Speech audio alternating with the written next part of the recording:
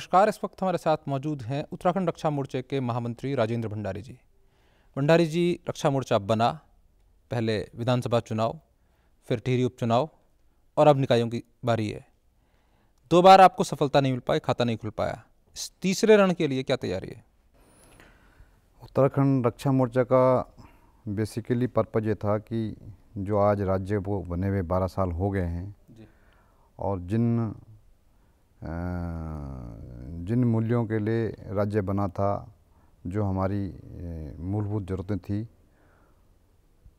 वो पूरी नहीं हो पाई और उनको जगाने के लिए हमने एक मोर्चे का गठन किया। और जनता के बीच में हम इसलिए गए थे कि हम सत्ता के लिए नहीं गए थे, चुनाव लड़ने के लिए नहीं गए थे, लेकिन लोगों को जगाने के लिए गए थे कि वक्त आ गया है। हमने जिन चीज़ों के लिए राज्य मांगा था वो हमारी पूरी नहीं हुई और उनको पूरे करने आप लोग सब एक हो जाओ।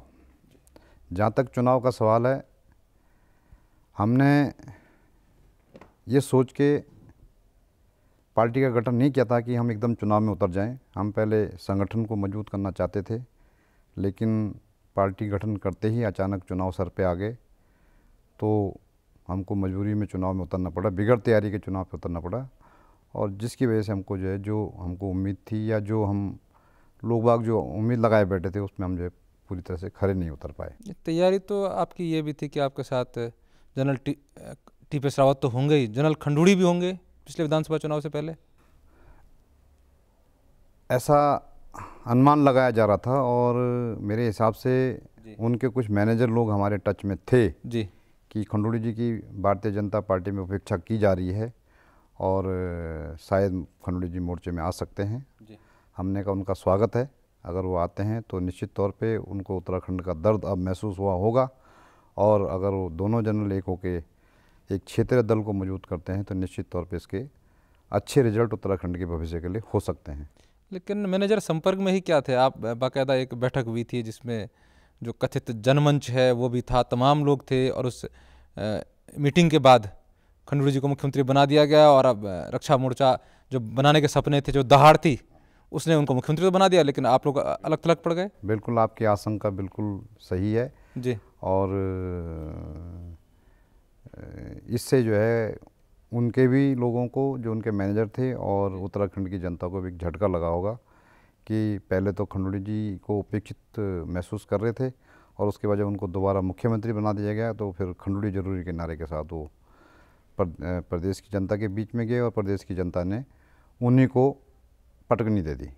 तो ये सब आपके सामने है और आज वो महसूस कर रहे होंगे कि अगर वाकई अगर ये उत्तराखंड को अगर हमने ठीक करना था तो हम दोनों जनरलों को एक साथ होकर काम करना चाहिए था। लेकिन रक्षा मोर्चा बनाने का जो दहाड़ थी वो क्या इसलिए थी कि मुख्यमंत्री बना दिया जाए, या वास्तव में उत्तराखंड की रक्षा करने के लिए एक क्षेत्रीय मोर्चे की जरूरत है? ये प्रस्ताव भले ही उनकी तरफ से आया हो, लेकिन उत्तराखंड रक्षा मोर्चा बनाने का मतलब ये नहीं था कि हमने कोई सत्ता हासिल करनी है। ये मकसद था कि जिस चीज़ के लिए राज्य बनाया गया था, आंदोलनकारियों के अनुसार जिस प्रकार से ये आंदोलन से उपजा हुआ ये राज्य था और राज्य बनाया गया था, उसके अनुरूप जो है यहाँ के जो पार्टियाँ हैं, सत्ताधारी पार्टियाँ, चाहे वो कांग्रेस हो चाहे बीजेपी हो, उन लोगों ने उत्तराखंड वासियों की भावनाओं के अनुरूप जो है कार्य नहीं किया। इस वजह से उत्तराखंड रक्षा मोर्चा ने एक सोच पैदा की, क्योंकि यूकेडी यहाँ पे एक क्षेत्रीय दल था जिससे लोगों की उम्मीदें थी, लेकिन यूकेडी को साजिश के तहत समझो या उनके अपनी अंतर विरोधों के कारण जो है उसको 4 भागों में बंटता हुआ उत्तराखंड की जनता ने देखा है, जो कि एक दुर्भाग्यपूर्ण विषय इस उत्तराखंड के साथ हुआ है।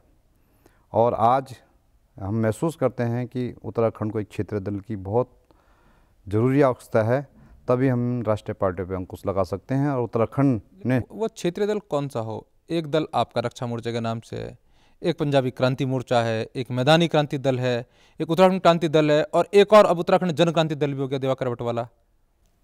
मेरे ख्याल से हमारी जो सोच है कि जितने भी ये दल बन रहे हैं, ये दल इतने ज़्यादा ना बने, इन सबको जो है एक मंच पे आना चाहिए और इकट्ठा होके जो उत्तराखंड के राज्य की सोच रखने वाले लोग, जो है उत्तराखंड के जल जंगल की सोच रखने वाले जो दल हैं, उनको एक मंच पे इकट्ठा होके और संयुक्त रूप से जो है लड़ाई लड़नी चाहिए, मेरा ये मानना है। लेकिन जब आप पॉलिटिकल चिंतन बंद कमरों में बैठकर करते होंगे अपने पार्टी के विषय में भी, जनरल टीपीएस रावत जो बीजेपी में इतने ऊंचे स्तर पर थे कि जब पहले टिकट घोषित बीजेपी ने किया राष्ट्रीय स्तर पर, तो पहला टिकट जो पहली सूची थी, पहले 10 की 12 की सूची, उसमें से उनका नाम था, उसमें एल.के. आडवाणी का भी नाम था। वो मंत्री भी रहे, कैबिनेट मंत्री कांग्रेस सरकार के दौरान। वो उन्होंने एक जो है दल का गठन किया। आप कांग्रेस में राज्य मंत्री थे, आपके साथ कमिश्नर पांगती जैसे शख्सियत रही, आपके साथ फोनिया जी रहे जो उत्तर प्रदेश में भी मंत्री रहे। बहुत सारे ऐसे बड़े नामचीन नाम आए हैं जिन्होंने राजनीतिक तौर पर और साख और सत्ता के तौर पर अपने आप को स्थापित किया है, उत्तर प्रदेश में भी, देश में भी। इतने सभी राजनीतिक बाहुबलियों के आने के बावजूद भी अभी तक आपका स्कोर 0 ही रहा है 2 चुनावों में, क्यों? जब आचार संहिता लगी और चुनावों की घोषणा हुई, हमारा दल उस टाइम तक रजिस्टर्ड नहीं हो पाया था और हम ये भी नहीं सोच पाए थे कि हमको दल रजिस्टर्ड करना है कि नहीं करना। लेकिन परिस्थितियां बनी और सब लोग, जैसे कि आपने अभी कई लोगों के नाम लिए, ये सब लोग एक मंच पे जुड़े और इन्होंने कहा कि चुनाव में तो जाना ही पड़ेगा। हम लोगों ने प्रयास किया, हमारा दल रजिस्टर्ड हुआ और हम चुनाव में कूद गए। लेकिन निसंदेह हम जनता के बीच में अपनी उन भावनाओं को नहीं पहुंचा पाए, हम संगठन को खड़ा नहीं कर पाए, ये एक कटु सत्य है। और इसीलिए जो है हमको जो सफलता मिलनी चाहिए और जो लोगों ने अनुमान लगाया था, उसमें हम विफल रहे। इन विफलताओं के बीच आपने फिर टिहरी उपचुनाव लड़ा। टिहरी उपचुनाव में आपका जो एजेंडा था, आपके प्रत्याशी के जो मुद्दे थे, और फिर आप 7,000 7,500 पर आप सिमट गए। बिल्कुल सही बात है। टिहरी उपचुनाव में हम एक ऐसे प्रत्याशी की ढूंढ कर रहे थे कि जो जिस प्रकार से यूकेडी पे मैदानी और पहाड़ का विलेम लगता आया है, वो न लगे। और हम चाहते थे, क्योंकि टिहरी कॉन्स्टिट्यूंसी मैदानी भाग में भी है, आधी मैदानी भाग में, आधी पहाड़ी भाग में, तो हम इस प्रकार का एक प्रत्याशी देना चाहते ताकि जो है ये दाग मिट जाए क्षेत्रीय दलों पे कि वो सिर्फ पहाड़ की बात करते हैं, मैदान की बात नहीं करते हैं। लेकिन उसमें भी हम इसलिए कामयाब नहीं हो पाए क्योंकि उपचुनाव था और उपचुनाव में कांग्रेस ने बहुत सारे प्रोपगंडे किए और दुनिया भर का धन बल शराब से जो है वोटरों को लुभाने की कोशिश की। लेकिन हमारी पहुंच मतदाताओं तक नहीं बन पाई और जिसकी वजह से हम जो है बहुत सीमित वोटों पे हमको जो है सिमटना पड़ा। लेकिन जो आपका एजेंडा उपचुनाव में था, क्या उसी एजेंडे के साथ आप जो है नए चुनाव में जाएंगे, निकाय चुनाव में? क्योंकि आपका एजेंडा, आपके प्रत्याशी का एजेंडा था कि मूल निवास प्रमाण पत्र सबको बना दो। नहीं, मूल निवास हमारा पहले से ही बिल्कुल पार्टी का पहले से मूल निवास पे क्लियर कट हुआ है कि मूल निवास एक ऐसा इश्यू है कि जिसमें हमको कंट्रोवर्सी भी नहीं पड़ना चाहिए। मूल निवास उत्तराखंड रक्षा मोर्चा का स्पष्ट मानना पहले से दिन से है कि मूल निवास 1950 कट ऑफ डेट ही हम मानेंगे। सुप्रीम कोर्ट और जो गजट राष्ट्रपति का जो गजट नोटिफिकेशन है, उसी आधार पर मूल निवास की परिभाषा को परिभाषित किया जाए। लेकिन जो आप कह रहे हैं इससे ठीक विरत आपके प्रत्याशी और तमाम उस समय प्रचार का तंत्र था कि अगर हम जीत गए, हमको अवसर मिला, तो जो उत्तराखंड में रहता है सारा मूल निवासी हो जाएगा। नहीं, बिल्कुल नहीं। हमने मूल निवास का तो उसमें कोई सवाल नहीं था। मूल निवास भले ही उन्होंने अपनी तरफ से कहा, हमने कहा था कि मूल निवास का इश्यू इसमें बिल्कुल मत लाइए। मूल निवास ये कोई इश्यू नहीं है। मूल निवास तो 1950 कट ऑफ डेट ही माना जाएगा। लेकिन जो आप कह रहे हैं, आपकी पार्टी कह रही है, आपकी पार्टी के नेता कहते थे, उससे ठीक विपरीत आपके प्रत्याशी, इसीलिए लिखित तौर पर उनके प्रचार सामग्री में भी यही था। हाँ, इसीलिए हमने जो उनको पार्टी से जो है, हमने कहा भाई हम आपके मुद्दों से सहमत नहीं है और इसीलिए उनको पार्टी से जो है उनको मजबूरन में हटाना पड़ा। तो क्या राजनीतिक तौर पर आपके लिए एक बड़ी भूल थी? बिल्कुल बड़ी भूल थी। टिकट देना उन्हें बिल्कुल बड़ी भूल थी। हम सोचते थे कि एक संदेश जाए कि मैदान और पहाड़ एक है, लेकिन उन्होंने जो है उन भावनाओं के खिलाफ जो है काम किया है। क्योंकि राज्य हमने इसलिए नहीं बनाया था कि हम जो है राज्य की मूल भावनाओं को ही समाप्त कर दें। अब निकाय चुनाव है, क्या एजेंडा उत्तराखंड रक्षा मोर्चे का, जिनके आधार पर आप लोगों से वोट मांगने जाएंगे? निकाय चुनाव में हम संगठन को खड़ा कर रहे हैं। हमने अभी से जो है अपनी टीमें लगा दी हैं और निश्चित तौर पे हम निकाय चुनाव में जो है पूरे प्रदेश में निकाय चुनाव में और पंचायत चुनाव में भागीदारी करेंगे। और हमारे क्लियर एजेंडे हैं, उत्तराखंड रक्षा मोर्चा का क्लियर एजेंडा है कि मूल निवास पे हमारा मानना है, स्पष्ट मानना है कि 1950 कट ऑफ डेट को ही माना जाएगा। आरक्षण के मुद्दे पे, पदोन्नति में आरक्षण के मुद्दे पे हमारा मानना है कि पदोन्नति में आरक्षण नहीं होना चाहिए। हमारा मुद्दा है कि जो टिहरी डैम बना है, टिहरी डैम में जो है अभी तक उत्तराखंड को कोई भागीदारी नहीं मिली है। जो उसका जो व्यापार हो रहा है उस व्यापार में उत्तराखंड को जो है, जबकि हमारे नेता उत्तराखंड की जल और जवानी और जल की बात करते हैं, लेकिन उत्तराखंड को जो है जिस टिहरी ने जो है राष्ट्र को समर्पित, अपने को राष्ट्र को समर्पित किया, तो उस टिहरी को जो है उसका कोई अंश नहीं मिला है। चलिए एक एक करके आपके एजेंडों पे बात करते हैं। जो आप पहला एजेंडा कह रहे हैं 1950 की कट ऑफ डेट, और बहुत बड़े पैमाने पर लोग ये कह रहे हैं कि नहीं, जिस दिन उत्तराखंड राज्य बना उसको कट ऑफ डेट माना जाए। क्यों आप 1950 की ही वकालत कर रहे हैं? इसलिए कर रहे हैं कि ये राष्ट्रपति, ये कोई राज्य सरकारें या कोई हाई कोर्ट इसको जो है अपना कानून लागू नहीं कर सकता, फैसला नहीं दे सकता है। इसको तो भारत सरकार, राष्ट्रपति ही इसको जो है दोबारा, अगर बाई चांस में कोई 2000 की अगर कोई बात करता है तो भारत का राष्ट्रपति इसको जो है गजट नोटिफिकेशन दोबारा करे, तब उसको मान्य माना जा सकता है।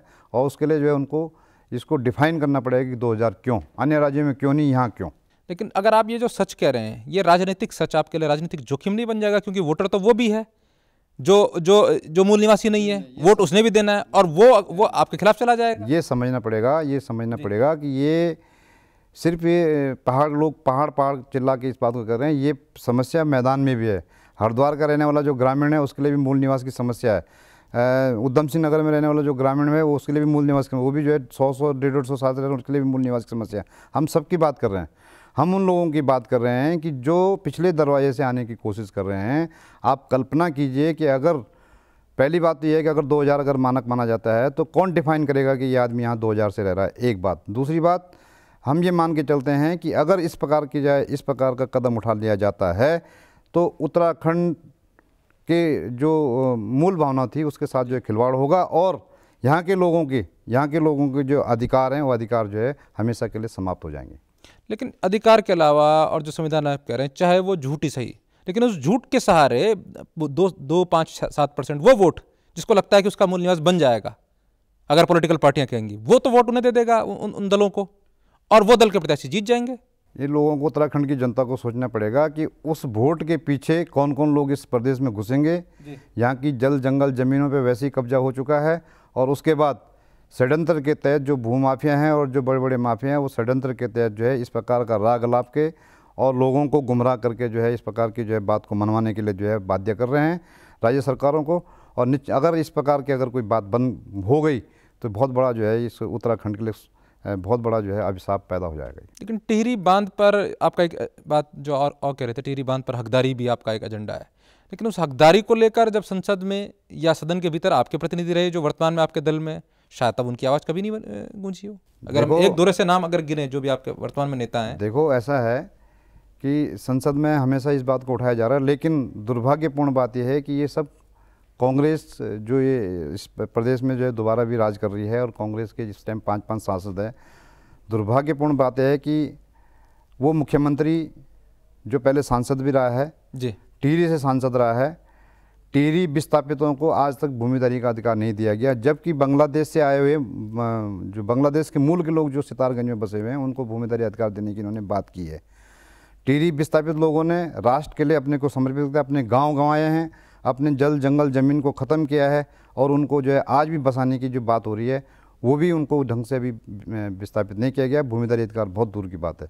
तो ये बहुत बड़ा इश्यू है, और ये भविष्य में इस इश्यू ने बनना है, क्योंकि आप बांग्लादेश मूल के लोगों को तो भूमिदारी अधिकार देने की बात कर रहे हैं, और जिन लोगों ने राष्ट्र के लिए अपने आप को समर्पित किया उनके लिए जो आप जो भूमिदारी अधिकार की बात नहीं कर रहे हैं। लेकिन जब सांसद थे जनरल TPS रावत, आपको, मुझे तो ध्यान नहीं कि शायद उन्होंने इस विषय को लेकर संसद में कोई नहीं, हमने बिल्कुल संसद में उस टाइम परिसीमन का मुद्दा उठाया था, हमने संसद में परिसंपत्तियों का मुद्दा उठाया था, हमने संसद में टिहरी विस्थापितों का मुद्दा उठाया था, लेकिन समय कितना मिला?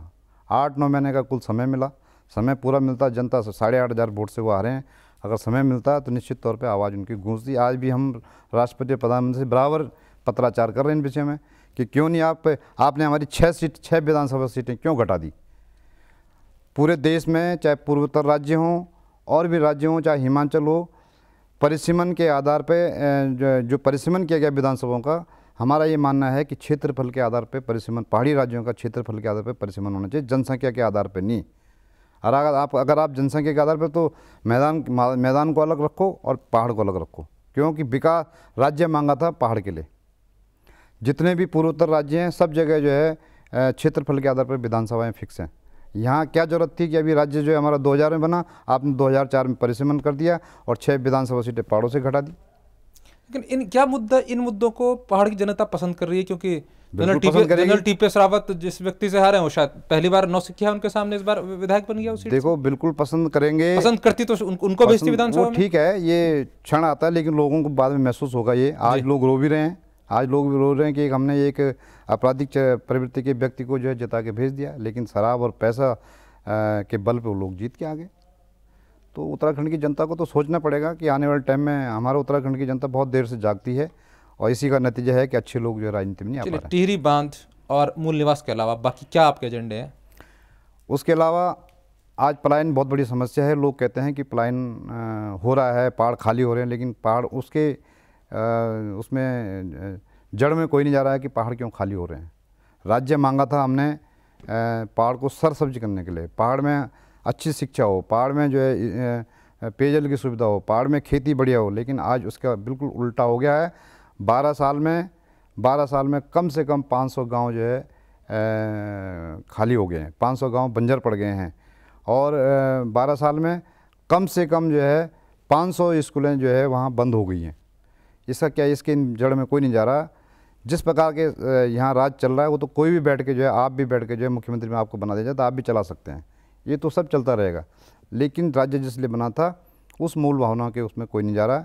हमको यहाँ पेयजल की सुविधा चाहिए, हमको यहाँ अच्छी स्वास्थ्य की सुविधा चाहिए, हमको यहाँ शिक्षा की व्यवस्था चाहिए और मूल बात जो है, जो हमारा खेती, जो हमारा मूल आधार था, वो खेती हमारी ख़त्म हो गई है।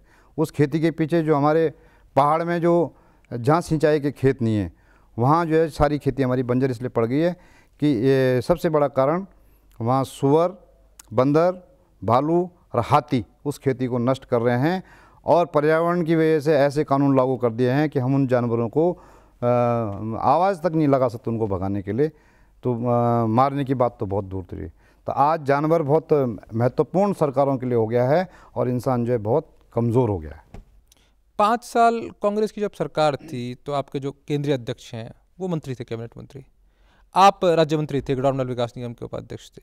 जो आपके एजेंडे हैं इन पर आप तब काम नहीं कर पाए? बिल्कुल तिवारी जी के साथ काम किया। आज जो जिस क्षेत्र में जो हमको उस टाइम जिम्मेदारी दी गई थी, आप उस क्षेत्र में देखिए, हमने उस टाइम बिल्कुल लीक से हट के काम किया था।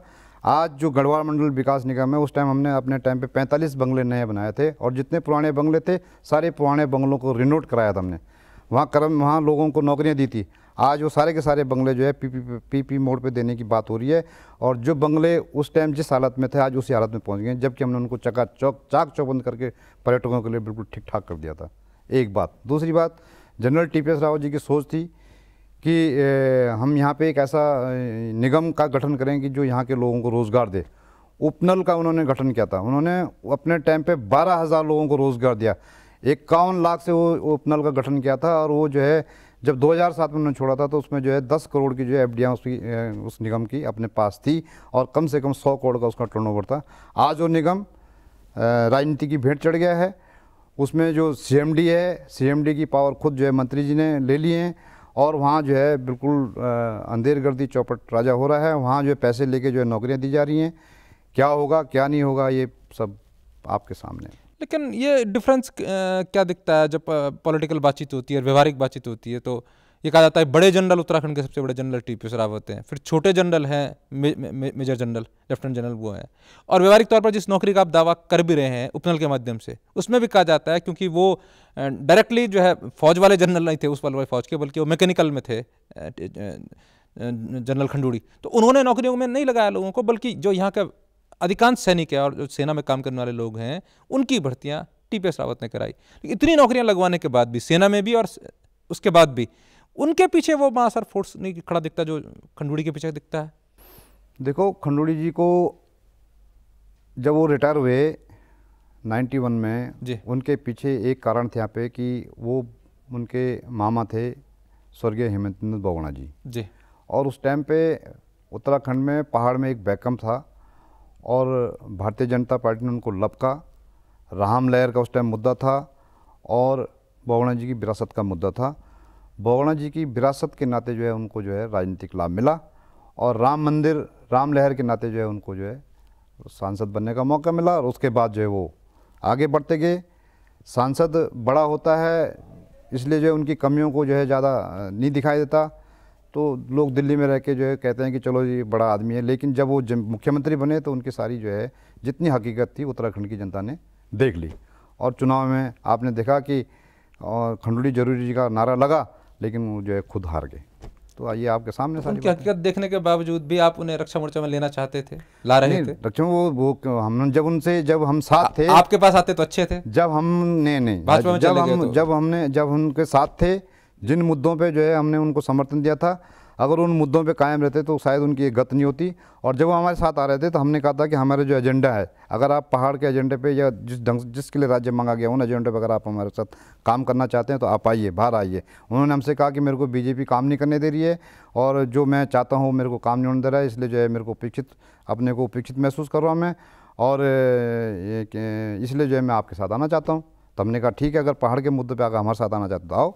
आप आज भी उन्होंने कहा, पर अभी देखा होगा आपने 15-20 दिन पहले कि मेरे से गलतियां हुई हैं, वो गलती महसूस कर रहे हैं अपनी कि मेरे से गलती हुई हैं, कुछ गलतियां हुई हैं उनसे, और उनकी गलतियों का जो है खामियाजा उत्तराखंड भुगत रहा है। लेकिन क्या आकर्षण उनमें था कि आप उस समय अच्छी खासी कांग्रेस ने आपको मंत्री बनाया था, टीपीएस रावत जी को मंत्री बनाया था, आप खंडूड़ी जी के लिए आप ही ने सीट खाली करी? क्योंकि उस समय माना जा रहा था कि बीजेपी का कोई विधायक तैयार नहीं उनकी सीट खाली करने के लिए, तो मुख्यमंत्री बने रहे इसके लिए टीपीएस रावत छोड़ के चले गए। आपकी राजनीतिक भूल नहीं थी? बिल्कुल जिस पर आप आरोप लगा रहे हैं उसी को आपने जो है। बिल्कुल राजनीतिक भूल थी जी, मैं राजनीतिक भूल मानता हूँ। लेकिन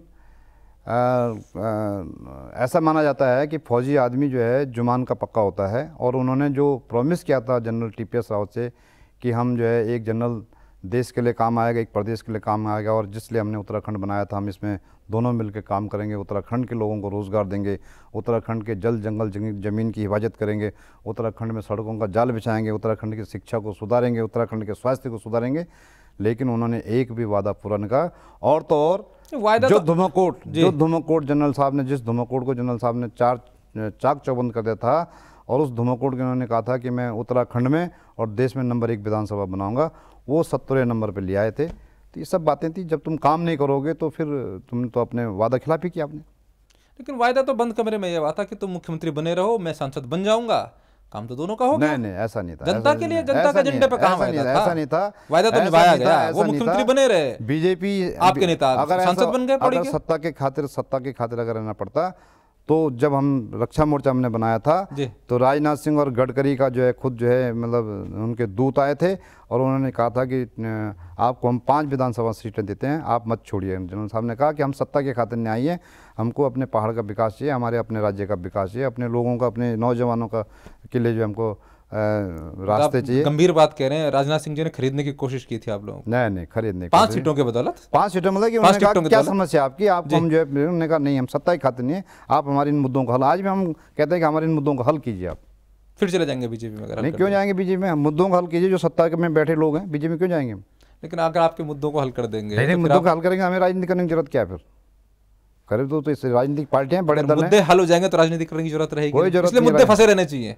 क्यों फंसे रहने चाहिए? इनके इस हल के लिए तो राज्य बना था, ये नहीं इन्हीं उनके लिए तो समस्याओं के लिए तो राज्य बना था। जब इसका समस्या का समाधान नहीं होगा तो क्या करेगा? चलिए एक छोटे से ब्रेक ले रुक रहे हैं, ब्रेक के बाद भंडारी जी से चर्चा जारी रहेगी, और समस्याओं का समाधान ये कैसे करेंगे उसे समझेंगे। छोटा सा ब्रेक।